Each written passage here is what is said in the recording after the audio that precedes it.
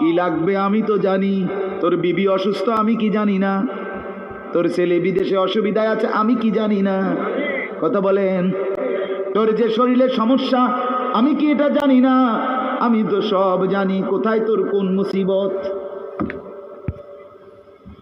আল্লাহর আড়ালে কি কিছু হয়, আল্লাহর গোপনে কি কিছু হয়, তাই আল্লাহর ইচ্ছা ছাড়া কি কিছু হয়।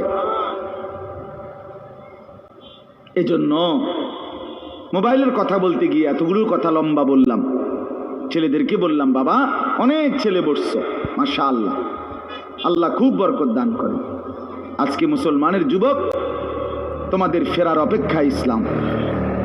তোমরা যদি নামাজি না হও, চরিত্রবান না হও, জীবনটা যদি নারীর পিছনে আর ছবির পিছনে, নর্তকীর পিছনে আর উলঙ্গ ছবির পিছনে, মদ জুয়া জিনা ব্যভিচারের পিছনে শেষ করে ফেলো, এই চোখের দৃষ্টি, এই নজর, এই চোখের দৃষ্টি, এটা যদি নষ্ট করে ফেলো, গুনাহ দেখতে দেখতে, নাপাক ছবি দেখতে দেখতে, তো তোমরা নিজের জীবনই ভালো বাঁচবা কেমনে, ইসলামের জন্যই লড়বা কেমনে।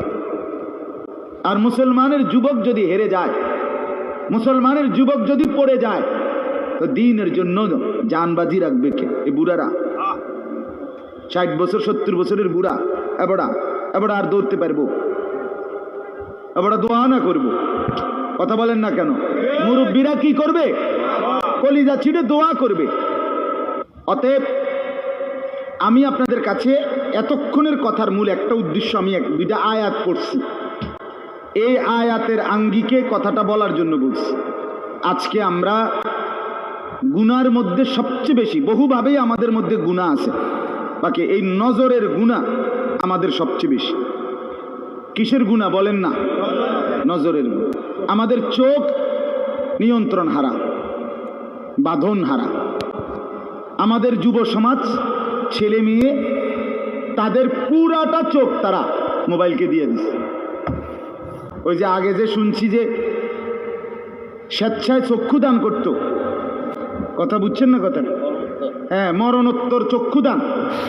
এই মরণোত্তর চক্ষুদান না, জীবিত চক্ষুদান। ওই দেখেন, ওই দেখেন, ইয়া দেখো, ওই মোবাইল কার হাত, এতে সাইজ হলো ট্যাবলেট সাইজ, তার থেকে তার মোবাইল বড়। যেই অপদার্থ তার হাতেই মোবাইল দিছে, ওই সবচেয়ে বড় অপদার্থ।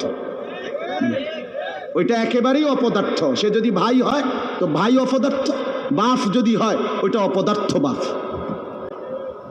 এই সন্তান নষ্ট করার সবচেয়ে বড় দায়ী আপন গার্জিয়ান, মা।